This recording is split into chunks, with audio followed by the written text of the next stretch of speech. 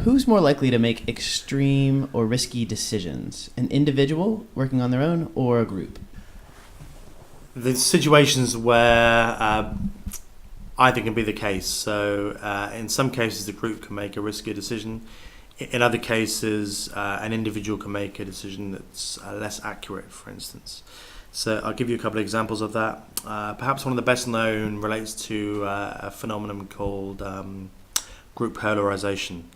So effectively, if you have a group of people and you question those people beforehand individually about what their attitude towards a particular organizational process or change or some object, if you like, and if you find that the people within the group are broadly favourable towards that object, then once you put them in the group and they have further discussions about that particular object or process or change within the group, they tend to become even more favourable. So if it's slightly favourable, they become even more favourable.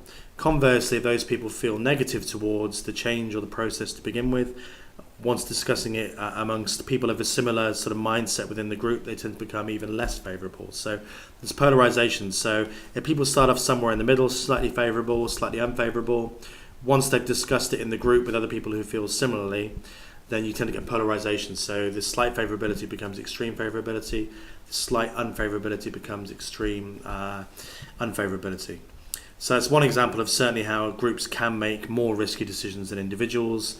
And the process is sometimes referred to as groupthink, and it's been attributed as the cause in a great many sort of business decisions which are seen to lead to failure, for instance, to do with financial markets, military action, for instance, these sorts of things. Conversely, sometimes individuals can make less accurate decisions or judgments, for instance. So there's a phenomenon known as the wisdom of crowds, for instance. So I'll give you a very, very simple example. If you take a car like a Mini, for instance, a Mini Cooper, and you ask a random selection of people how many tennis balls can you fit inside the Mini Cooper.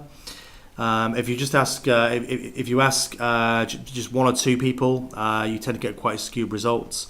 But the more people you ask, the wild kind of guesses kind of balance each other out, and they start to coalesce around the average, which tends to be quite a reasonable estimate of how many tennis balls you can fit inside the Mini Cooper. So in those instances, the more people you have, the more accurate the decision or the judgment is likely to be. So it can be both in those two circumstances.